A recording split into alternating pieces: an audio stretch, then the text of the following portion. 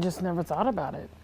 I mean, how many times does a bus roll over? Tanya Young didn't worry about the lack of seat belts on her kid's bus before the November accident. When she got that phone call, though, First picture that went through my head was of the bus rolling over and the kids just toppling around.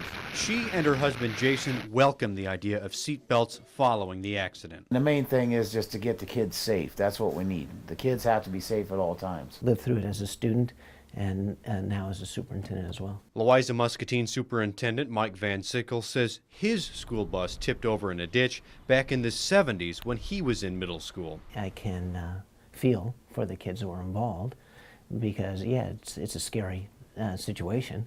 I happened to land on my sister because I was on the side in which I slid. He says after the November accident, his lead bus driver looked into the seatbelt issue. The information they gathered didn't reveal a lot. You have two professional organizations having the same debate that we're having right here. and there you have it. The National Transportation Safety Board studied 6 school bus crashes in 1999. It found the compartment strategy that's been in place since the 70s leaves passengers vulnerable when a bus gets hit on the side or rolls over. The kids fall out of the seats. NTSB issued 2 recommendations back then. First, study how to protect school bus passengers in all crash types. Second, require restraints to do the job. NTSB wanted it done in 2 years. The National Highway Traffic Safety Administration began working on those studies, looking at cost, safety benefit, and use. The seatbelts are used incorrectly, it's probably more harmful than good. NHTSA ran its tests. In 2002, it declared the current compartment seating design safe. NHTSA's study found adding lap and shoulder belts could protect students, but NHTSA said they're too expensive to require on large school buses. 5 years later, NHTSA was asked again about seat belts. This time, it required lap and shoulder belts in small school buses, but it again ruled against requiring seatbelts on large school buses because of the cost. Just because the vehicle is large and painted yellow doesn't change the laws of physics.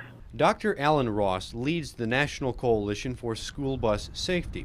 His group pushes for a mandate because without one, he says, school districts will never pay the added cost. The problem with the public sector is it's the least common denominator. In other words, it's the cheapest bid that always gets the sale or the lease. Seatbelt prices have gotten cheaper over the years. Seat manufacturers and school bus experts estimate adding seatbelts to a new bus adds between $3,000 and $8,000 to the sticker price.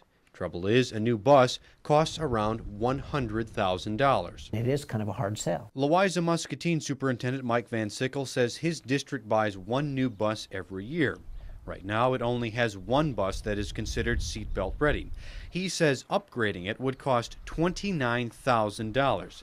And if there are seatbelts installed on the bus, Van Sickle feels he'd have to hire a bus monitor to make sure the kids wear them. Almost a necessity to be able to keep track of the kids and being able to supervise them in any way, shape, or form. Van Sickle's worry about seatbelt use is one question University of Alabama researchers wondered about.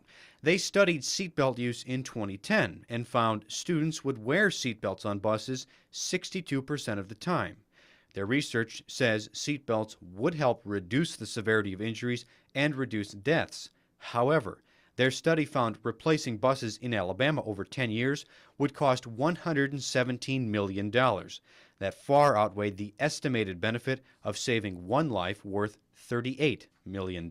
If there are studies that are non-debatable and can show that there's huge safety advantages to seatbelts, then that's when elected officials